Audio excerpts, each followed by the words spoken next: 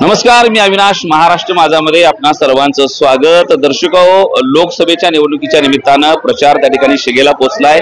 मी आता धाराशिव शहरामध्ये आहे. याच शहरामध्ये देशाचे पंतप्रधान असलेल्या नरेंद्र मोदींची सभा त्या ठिकाणी थोड्या वेळापूर्वी इथे संपन्न झाली. अर्चना पाटील यांच्या प्रचारार्थ ही सभा होती. या सभेला त्या ठिकाणी मोठ्या प्रमाणामध्ये महिला वर्गाची उपस्थिती होती. हा महिला वर्ग इथं बसलाय. तर त्या महिलांशी बोलायला नेमकी काय सभा झाली आणि सगळ्यात महत्वाची गोष्ट म्हणजे काय वाटतं त्यांना इथल्या निवडणुकीच्या बद्दल. नमस्ते. नमस्ते. कुठून आला? आम्ही रायगॉन गावाहून आलो आहे. बरं, कसं काय आलता इकडं? मोदीची सभा होती त्यामुळे ते पाहण्यासाठी आलो होतो. मोदी काय म्हणले? मोदीजींनी महिलांसाठी सगळं काय केलेलं आहे. मोदीजी महिलांसाठीच काहीतरी करणार आहेत. अजून पुढे अजून सुधारणा होणार आहेत. मग काय काय होणार आहे ते आम्ही ऐकायला आलो होतो. काय इथं अर्चनाताईंचं वातावरण कसं आहे? खूप छान आहे. अर्चनाताईचं बचत गटांना बी खूप महत्व आहे. त्यांनी प्रतिसाद भरपूर देतात. हिरकणी महोत्सव त्यांनी बऱ्याचदा राबवलेला आहे. त्यांनी आमच्यासाठी भरपूर स्टॉल लावलेले आहेत, भरपूर वेळा लावलेले आहेत. काय मदत होती का त्यांची तुम्हाला अर्चनाताईंची? हो, होती ना, भरपूर प्रमाणात होती मदत. इथं महिला घरोघरच्या काय करतील? अर्चनाताईच्या सोबत जातील का ओमदादांच्या?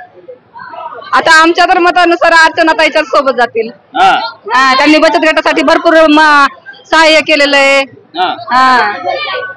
बर, तुम्ही कुठून आला? रायगावन. एका गावच्या सगळे? एका गावच्या. एका गाडीत आलाय?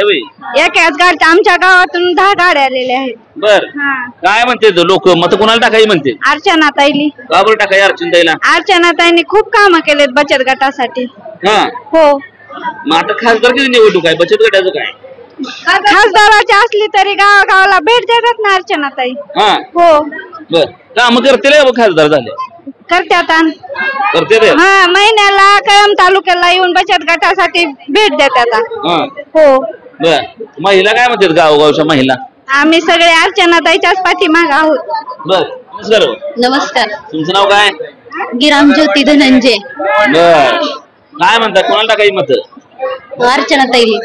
अर्चनाताईंना टाकायची? बर, का बरं टाकायची अर्चनाताईंना? अर्चनाताईंनी महिलांसाठी म्हणजे गटांसाठी गट उमेदचं जे खाजगीकरण होत होतं त्यावेळेस त्यांनी भरपूर मदत केली आणि खाजगीकरण थांबवलं आणि मोदीजींनी महिलांचं पेमेंट पण वाढवलंय आता. आणि म्हणजे गटाला RF वगैरे असं म्हणजे बायकांना घरातून बाहेर येता येत नव्हतं, पण त्यांच्यामुळं आता पायावर उभं राहण्यासाठी असं घरातून बाहेर यायला लागले. नमस्ते. नमस्ते. माझं नाव सुरेखा रामहरी पाटील. मी आशा कार्यकर्ते आहे. आशा कार्यकर्ते म्हणजे आशा वर्कर. बर बर बर.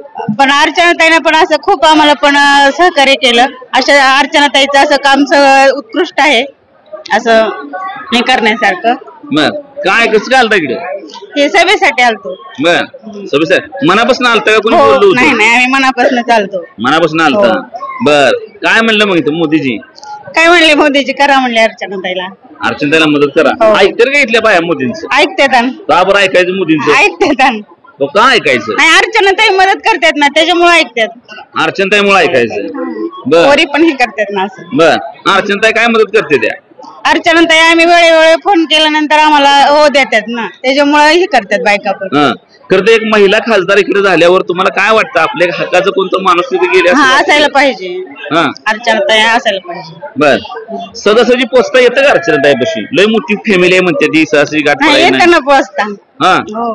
सहसी जात आहे. हो, अर्चनाताई आम्हाला पण अशा वर्करला हे करतात, पोहोचायला काही वेळ लागत नाही तिथं. बर, ठीक आहे. येथील लोटा पश्चिम येथील स्वाती संजय अडसूळ. मी स्वतः सरपंच आहे. मी माहितीच्या उमेदवार अर्चनाताई राणा रणजितसिंह पाटील यांच्यासाठी आलेली आहे. सरपंच आहे का तुम्ही? हा, मी सरपंच आहे. बर, कुठलं गाव म्हणला? लोटा पश्चिम. लोटा पश्चिम. काय गावात काय कामं झाली का नाही ती? गावात ज्यावेळेस अर्चनाताई ह्या जिल्हा परिषदला होते त्यावेळेस आमचा कळंब तालुक्याचा एवढा विकास अर्चनाताईंनी घडवून आणला. तो अक्षरशः आम्ही म्हणजे ज्यावेळेस आज आम्हाला खासदार जरी मिळाले तरी आमच्या गावाला त्या कोणत्याच गोष्टी मिळालेल्या नाहीयेत. आणि ज्यावेळेस ताई म्हणजे जिल्हा परिषद उमेदवार होत्या त्यावेळेस त्यांनी आमच्या गावाचा बऱ्याच प्रमाणात विकास घडवून आणला. आणि आज अर्चनाताई एक खासदार पदाला एक महिला म्हणून जात आहेत, तर नक्कीच त्या धाराशिव जिल्ह्याचा विकास ही घडवून आणणारच. काय म्हणले मोदीजी आज? मोदीजी काय म्हटले की त्यांनी आम्हाला सांगितलं की धाराशिव, उस्मानाबाद आणि तुळजापूर या रेल्वे विषयी आपल्याला विकास घडवायचा आहे आणि आपण बहुमताने अर्चनाताईला प्लस केलं पाहिजे आणि ही मतदान हे मोदी सरकारच्याच ह्याच्यात जाणार आहे आणि आम्ही विकासाच्याच दृष्टीने प्रयत्न करत आणि अर्चनाताई हे विकासाच्या तुम्ही महिला आहे म्हणून प्रश्न विचारतोय आता असं म्हणते ती की काय करावं महिला म्हणते त्या जरा महागाई झाली आहे जरा गॅस मागलाय सगळं वस्तू मागले वाटतंय का तसं काय प्रपंचात अडचण आहे प्रपंचामध्ये अडचण असं काहीच नाहीये गॅस मागला महागाई वाढली पण त्या प्रमाणामध्ये शासनाने पेमेंट पण त्याच प्रमाणात वाढवलेले आहेत ना तुम्हाला आज महागाईचं दिसतं शासनाचं पेमेंट दिसतं अरे शासनाने आज तुमच्यासाठी शेतकऱ्यासाठी सुद्धा तुम्हाला महिना म्हणजे वर्षाचे 12,000 रुपये तुम्हाला सोडलेले आहेत ना कोणत्या सरकारने तुम्हाला आजपर्यंत सोडलेले होते हा प्रश्न तुम्ही विचारा ना आधीच्या सरकारांना हा माझा प्रश्न आहे महागाई का वाटत नाही किंवा त्याचा ताप होत नाही महागाई वाढत असं मला काहीच वाटत नाहीये की महागाई वाढली असं मी म्हणतच नाहीये कारण बाकीच्या ज्या प्रमाणात तुमच्या म्हणजे तुमचा म्हणजे रोजगार ज्या प्रमाणात वाढला त्या प्रमाणात महागाई वाढणारच ही साहजिकच गोष्ट आहे कारण ही जी गोष्ट महागाईच्या गोष्टी ज्या आहेत ते तुमच्या स्वतःच्या म्हणजे आर्थिक गोष्टी जे तुमच्या त्या हौशीच्या गोष्टी आहेत तुम्हाला मोबाईलसाठी गोष्टी लागतात तुमच्या सुखसोयीसाठी पहिले माणसे बसमधून प्रवास करायचे आता प्रत्येकाला वाटतं आपल्याला गाडी असावी मग पेट्रोल डिझेल प्रमाण वाढलं तर जास्त प्रमाणात पेट्रोल डिझेल वाढणारच हे असं आहेच ना मग ज्या प्रमाणात म्हणजे तुमची मागणी वाढेल त्या प्रमाणात त्याचं हे सोर्स होणारच आहे ना गावात आता सरपंच म्हणून आजूबाजूला बघितल्यावर काय वाटतं बाबा आपलं गाव महाग गेले वाटतंय का पुढे आले असं वाटतंय या मोदी सरकारच्या काळात मोदी सरकारच्या काळात माझं गाव 50% तरी पुढे आलेलं आहे बर आले असं वाटतंय बर मग बाकीच्या योजना ज्या महिलांसाठी आहेत त्या मिळते का गावामध्ये का नुसत्या कागदावर आहेत नाही महिलांसाठी बऱ्याच योजना आहेत हे सगळे आम्ही गावामध्ये म्हणजे मिळतातच बर हे अर्चनाताई जर समजा इथं महिला खासदार झाल्या तर काय होईल तुमचं अर्चनाताई जर महिला खासदार झाल्या तर उस्मानाबाद जिल्ह्याला एक वेगळं वरण म्हणजे मिळेल उस्मानाबाद जिल्हा हा म्हणजे सुधारित जिल्हा होऊन आतापर्यंत इथं गड्यागड्याची भांडणं चालू आहे म्हणून नाही मग मी काय म्हणते गड्यागड्याची भांडणच नको इथं हा म्हणजे ही समाजासाठी उस्मानाबाद जिल्हा आहे इथं काय वैयक्तिक भांडणासाठी हा सामाजिक जिल्हा नाही हे यांच्या घरगुती भांडणं असतील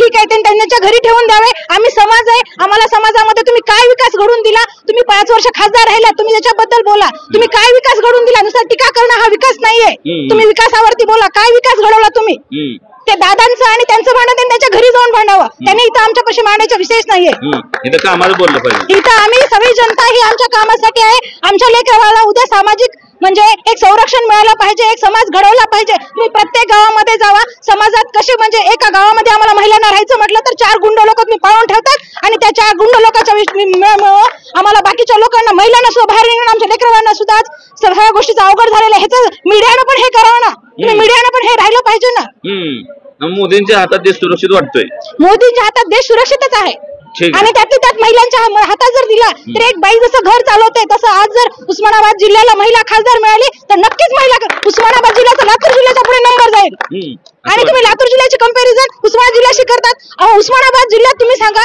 ज्यावेळेस पद्मसिंह पाटील मंत्री होते त्यावेळेस तुम्ही पद्मसिंह पाटलांनी पण बराच विकास केला आज तुम्ही 5 वर्षामध्ये त्यांनी तुम्हाला उजनी डॅमचं पाणी इथपर्यंत आणून दिलं पिण्यासाठी आज पण तुम्ही का करत नाही तुम्ही खासदार होतातच ना आणि लातूर जिल्ह्याला तुम्ही म्हणतात लातूर जिल्ह्याला किती वर्ष मुख्यमंत्री राहिला तो विलासराव देशमुख ह्याचे पण कंपॅरिझन करा ना तुम्ही इथं तेरणाच्या माध्यमातून मदत झाली म्हणते खरं आहे तेरणाच्या माध्यमातून सामाजिक ग्रंथाला विचारा तुम्ही आज प्रत्येकाच्या घरामध्ये प्रत्येकाला आम्ही इथून तेरणामधून म्हणजे इथं चेकिंग होते आणि हे काय म्हणतात की इथलं हॉस्पिटल तुम्ही मुंबईला हलवलं अरे तुम्ही तिथले जे डॉक्टर MBBS डॉक्टर एमडी त्या लोकांना तुम्ही इथं राहायची सोय करू शकतात का किंवा ते लोक इथं राहू शकतात का ह्याचा पण विचार केला पाहिजे ना ह्या दृष्टिकोन आणि प्रत्येक आज तेरणामध्ये जो माणूस तपासायला आला तर त्याला 1 रुपयाची सुद्धा म्हणजे गरज पडत नाही एक माणूस तो पेशंट आणि त्याच्यासोबत दुसरा माणूस 2 माणूस म्हणजे तुम्हाला फ्री मध्ये त्याची सेवा देऊन तुम्हाला ते घरपोच आणून देतात मग असं तुम्हाला कोण सुविधा देतात तुमची एखादी आई सुद्धा एका बाळाला एवढं सांभाळू शकत नाही एवढे आज दादा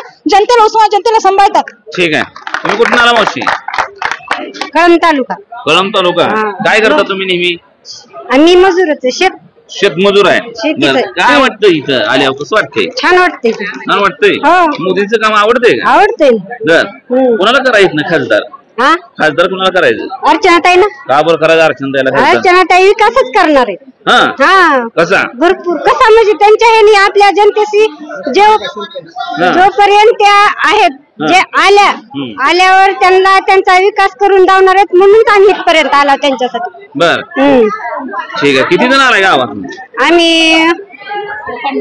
50 माणसं आले 50 माणसं आले बर आणि आम्ही विशेष म्हणजे आम्ही सगळे स्वतःच्या गाड्या घेऊन आले लोक आहेत इथं काय कोणी स्वतः म्हणजे आम्हाला पार्टीने काही गाड्या पाठवल्या नाहीत आम्ही स्वतःच्या गाड्या घेऊन स्वतः आलेले मीच म्हणून नाही मी एक सरपंच असताना मी एवढा आवाज उठवू शकते तर अर्चनाताई खासदार झाल्यानंतर ती काय उठू शकतील आणि समाज कसा निर्माण करू शकतील ह्याची पण कल्पना जनतेने करावं. आणि 7 तारखेला सगळ्यांनी बहुमताने एक म्हणजे आपल्या डोक्याला शांत ठेवून नुसता पैशाचा आणि नुसता म्हणजे आपल्या मनातील विचारांचा तो विचार, मनामध्ये 2 विचार असतात, चांगले पण वाईट पण चांगल्या विचारांना वाव देऊन 7 तारखेला अर्चनाताईलाच मतदान करावं आणि त्यांना बहुमताने निवडून आणा. गुंडागिरी बंद करायची, गुंडागिरी बंद करायची, त्यांनी सगळी गुंडागिरी बंद करायची.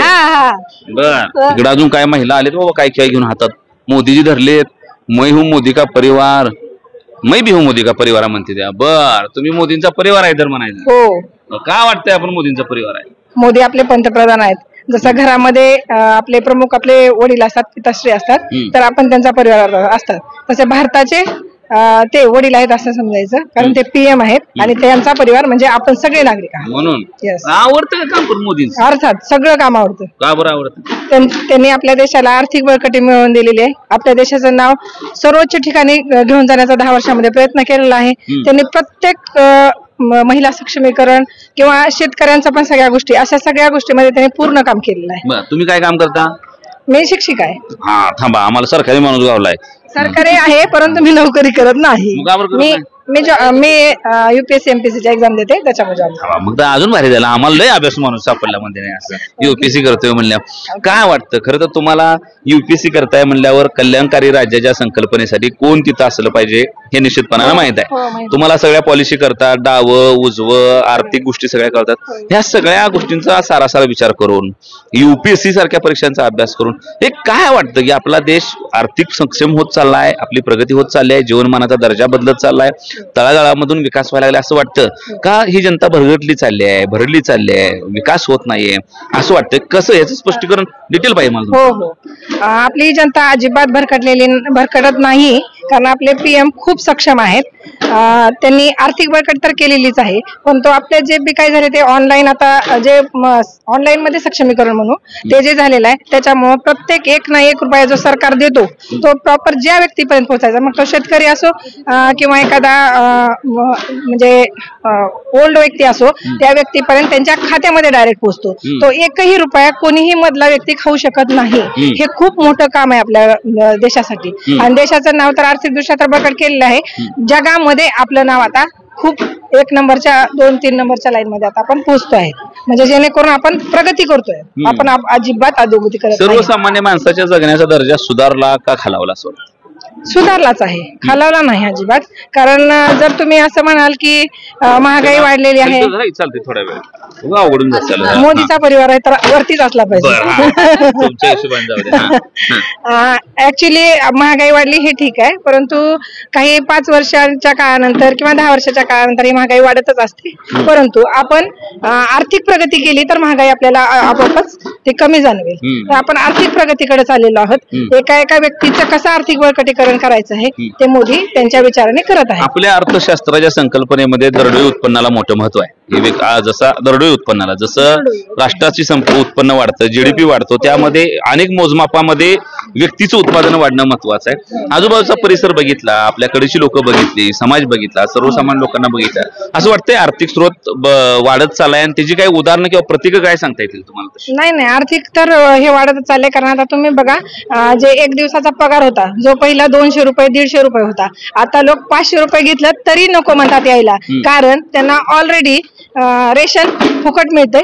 त्यांचं घर नाही, जरी तुम्ही काही काम नाही केलं तरी त्यांचं घर चालतंय, त्यांचे मुलं बाळ भुकेनं मरत नाही. ही सध्याचं सक्षमीकरण आहे, कारण त्यांना कामाची गरज नाही वाटत. रेग्युलरली तुम्हाला पैसे मिळतात, तुम्हाला अन्न मिळतंय, फुकट अन्न मिळतंय, त्याच्यामुळे 500 रुपये दिवसाला मागतात ते. म्हणजे तुमचं काय दरडोई उत्पन्न वाढलेलंच आहे. दरडोई उत्पन्न वाढले म्हणजे तुमची आर्थिक बळकटी वाढलेली आहे. पण ज्याला पाहिजे त्याला सुख सुविधा आहे, ज्याला नको आहे त्यानं मोबाईल एकच, अख्ख्या घरामध्ये एकच मोबाईल वापरला तरी चालतो. प्रत्येकाला मोबाईल हवाय, प्रत्येक व्यक्तीला घरातल्या मोबाईल हवाय. म्हणजे तुमच्या घरात 5 जर व्यक्ती असतील तर तुम्हाला 5 मोबाईलचं रिचार्ज करावं लागतं.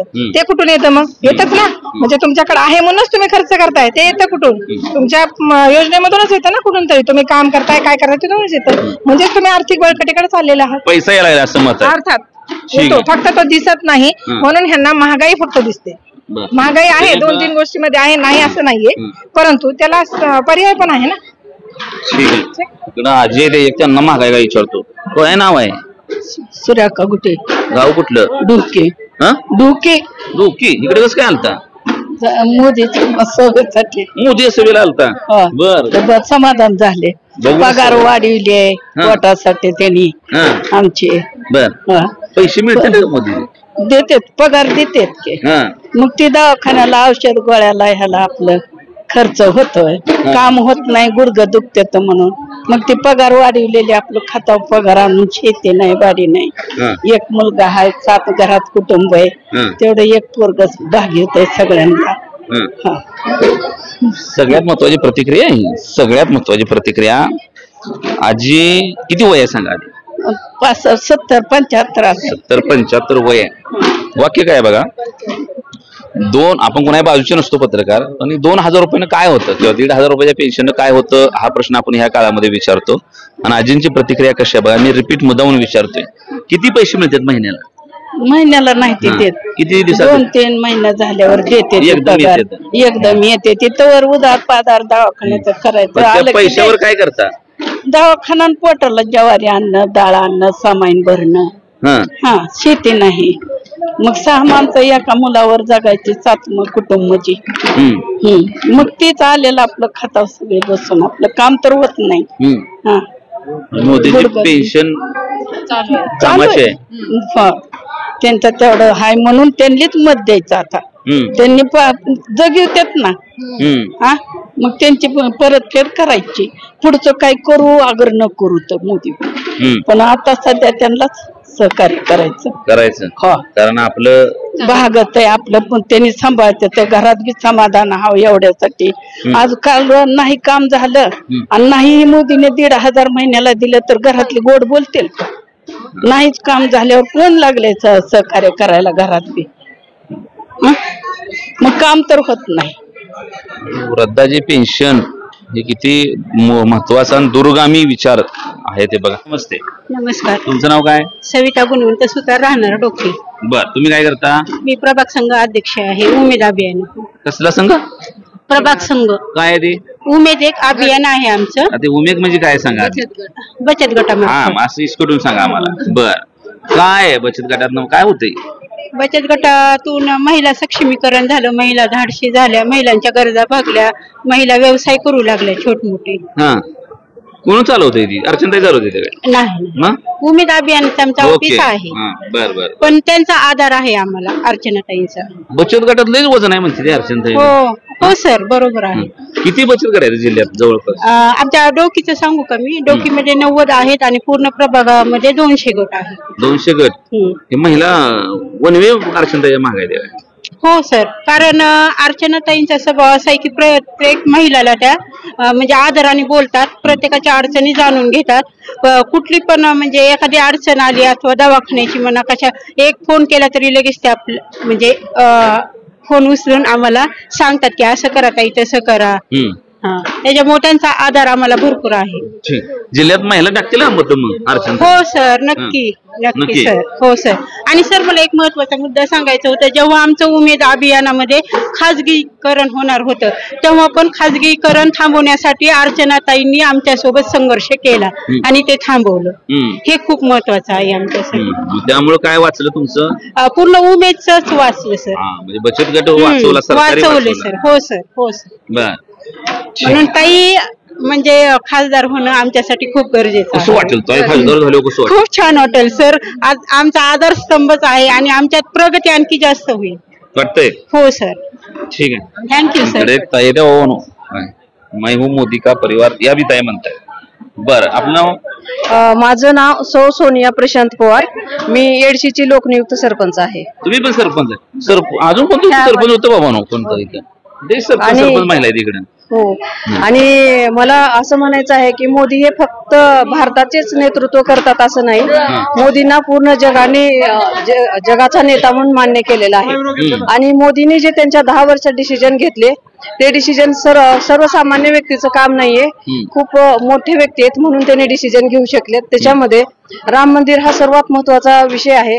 500 वर्षापासून जे मंदिर मोडकळीस तोडीत गेलेलं होतं ते मंदिर आता आपण नव्यानं बघू शकतोय. दुसरं 370चं कलम जे कित्येक वर्षापासून पुढेही करणं शक्य नव्हतं, इतकं मोठं महत्वपूर्ण पाऊल त्यांनी उचललेलं आहे. त्याशिवाय ट्रिपल तलाक आणि जनधन योजना अशा टाईपच्या खूप मोठ्या मोठ्या गोष्टी केलेल्या आहेत. त्यावरती माझे मिस्टर डॉक्टर प्रशांत पवार यांनी एक पुस्तक पण लिहिलेलं आहे ज्याचं नाव भूताध्यक्ष आहे. त्याच्यामध्ये त्यांचा 10 वर्षाचा संपूर्ण लेखाजोखा बघायला मिळेल. आणि प्रत्येक व्यक्तीतच एक थोडेसे गुण आणि दोष असतात, पण आपण तो व्यक्ती निवडायचा असतो. 95% 99% गुण आहेत, 1% दोष आहे. तर प्रत्येक राजकीय कारकिर्दीत काहीतरी थोडस असतं. पण तुमचा देश जगामध्ये तुमच्या देशाचं जे नेतृत्व चालू आहे आणि जेव्हा ते आपल्या देशातून दुसऱ्या देशात प्रोग्रामसाठी किंवा कशासाठी पण जातात, तर जेव्हा त्यांची एंट्री होते तर आपल्या छाती अशी अभिमानाने भरून येते, जे की अगोदर कधी झालेलं नव्हतं. आणि मोदी झालं देश पातळीवर ताई. सरपंच म्हणून प्रश्न आहे तुम्हाला. खरं तर सर्वसामान्य लोक, गावातली अगदी शेवटच्या तळागाळातली लोक, जी बिचारी कामाला जाऊन प्रपंच चालवते, जी बिचारी आता इथे मावशी गाठ पडल्या होत्या, ज्या म्हणल्या की माझं वय झालंय आणि मला 1,500 रुपये मोदीचे मिळतात म्हणून माझा औषध दवाखाना माझी ज्वारीबिरी येते, असा एक मोठा वर्ग असेल.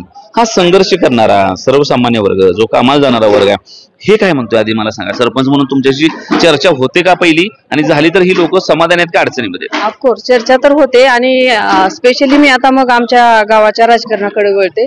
आमच्या गावामधल्या लोकांना म्हणजे आमची कारकीर्द चालू होऊन 6 वर्ष झालेलं आहे, म्हणजे डॉक्टर प्रशांत पवारचं पर्व चालू होऊन. आणि खास करून मलाही पॉलिटिक्समध्ये इंटरेस्ट होता, पण खास करून माझे पती गावासाठी त्यांना काहीतरी करायचं होतं. माझे दीर एक कलेक्टर आहेत, माझे पती आता बीजेपीचे जिल्हा उपाध्यक्ष आहेत आणि सुसूनमधून त्यांचं मेडिकल झालेलं आहे. मग त्यांना गावासाठी आपणाला देवाने भरभरून दिलेलं आहे, गावासाठी काहीतरी करण्याची इच्छा आहे म्हणून आम्ही राजकारणात उतरलो होतो. आणि आमच्या गावासाठी 6 वर्षातच आम्ही खूप मोठ्या मोठ्या योजना पण आणलेल्या आहेत. आमच्या तिथं 27 ऍक्सिडेंट झालेले होते आणि 27 लोक एक्सपायर झालेले आहेत. तर तिथला उडान पूल मंजूर झालेला आहे ह्या पीएमच्या सरकारमध्येच. त्याशिवाय समाज मंदिर, परत त्याच्याशिवाय ग्राम सचिवालय, गावातले रोड चालू आहेत. आणि चोराखडी म्हणून आमच्या गावाजवळ दुसरे एक गाव आहे, तिथून पाण्याचा शाश्वत पुरवठा आम्ही करणार आहोत काही दिवसापासून. आणि ह्याच्यामध्ये आम्हाला बीजेपी सरकारचं भरपूर सहकार्य मिळालेलं आहे. आणि गावातले पण छोटे छोटे जे पण लोक आहेत, आमच्या ग्रामपंचायतमध्ये आम्ही अशी एक सिस्टीमच ठेवलेली आहे की एक माणूस त्यांना डिटेल सांगतो की कुठले कागदपत्र काय लागतात, कशाला काय लागतं, आणि कुठल्याही गोष्टीला ओढाताण किंवा ताण न होता लोकांचे सर्व काम आमच्या गावामध्ये येडशीमध्ये सुरळीतपणे होत आहेत. ठीक आहे. तर या पद्धतीच्या प्रतिक्रिया त्या ठिकाणी मोदींच्या सभेला आलेल्या महिला त्या ठिकाणी देताना चित्र पाहायला मिळतंय. वेगवेगळ्या गावातील पदाधिकारी आहेत, सरपंच आहेत, कुणी कार्यकर्ते आहेत, कुणी अंगणवाडी सेविका आहेत, आशा वर्कर आहेत, वेगवेगळ्या पदावर काम करणारे ते अगदी सर्वसामान्य ज्येष्ठ वयस्कर अशा बऱ्याच महिला, त्यांच्याशी आपण बोललो, संवाद साधला. खरं तर नरेंद्र मोदींचं सरकार नेमकं काय काम करत आहे, अर्चनाताईंचं काम चांगलं आहे का, राणा पाटलांबद्दल काय वाटतंय आणि उद्या इथं मतदारसंघामध्ये काय होईल या अंगाने थोडेसे प्रश्न विचारले. खरं तर त्यांच्याच सभेच्या ठिकाणी आपण असल्यामुळे साहजिकच एकाच बाजूचा सगळा कौल तुम्हाला दिसेल, नाही तर तुम्हाला असं वाटेल की कसं काय एका व्हिडिओमध्ये फक्त एकाच बाजूने का बोललं जाते. तर अर्थातच मी त्यांच्या सभेच्याच ठिकाणी आहे आणि इथल्याच महिलांशी आपण चर्चा केली आहे, त्यामुळे साहजिकच त्याच बाजूने सगळ्या महिला बोलल्या असल्या तरी साधारण कुठल्या विषयांवर महिला बोलतात, काय बोलतात हे जाणून घ्यायचा प्रयत्न आपण या निमित्तानं केलाय. तुर्तास तरी त्या ठिकाणी अर्चना पाटील यांचं बचत गटाच्या माध्यमातून मोठं काम असल्याचं चित्र पाहायला मिळतंय. बचत गटामध्ये त्यांचा मोठा प्रभाव आहे, बचत गटांच्या महिलांवर त्यांचा मोठा होल्ड आहे. सगळ्यात महत्वाचं म्हणजे बचत गटांमध्ये गावोगावी काम करणाऱ्या महिला त्यांना मानतायत असं चित्र दिसतंय. दुसरी महत्वाची गोष्ट म्हणजे एक महिला असल्यामुळं, आणि मी इथं म्हणालो तसं ही 2 पुरुषांचा वाद, ह्यामध्ये एक महिला होऊन एक शांत डोक्याने इथे कारभार चालावा असे काही महिलांनी प्रतिक्रिया दिल्या, त्यामुळे देखील एक महिलांच्या बद्दलची सहानुभूती इथं असल्याचे चित्र पाहायला मिळते. दुसरी महत्वाची गोष्ट म्हणजे इथं स्थानिक आमदारकीच्या काळामध्ये राणा पाटलांची जास्ती झालेली कामं, पाण्याच्या काही योजना, केंद्राच्या काही योजना, या सगळ्यामुळे देखील एक चांगलं मतं त्या ठिकाणी अर्चनाताईंना मिळतील असं चित्र आत्ताच्या या सभेवरून तरी पाहायला मिळते. परंतु अर्थात ही एका बाजूची सभा आहे, पलीकडनं देखील काही वेगळा विचार त्या निमित्तानं असू शकतो. परंतु एकंदरीत बघितलं तर इथली निवडणूक वन वे नाही हे मात्र निश्चित आहे. फाईट होणार आहे, चुरस होणार आहे, आणि या सगळ्याच्या मध्ये जो शेवटच्या मतदानापर्यंत पोहोचू शकतोय त्याला चांगल्या पद्धतीचं मतदान त्या निमित्तानं होत राहणार आहे. कॅमेरामन संकेतसह मी अविनाश, महाराष्ट्र माझा, धाराशिव.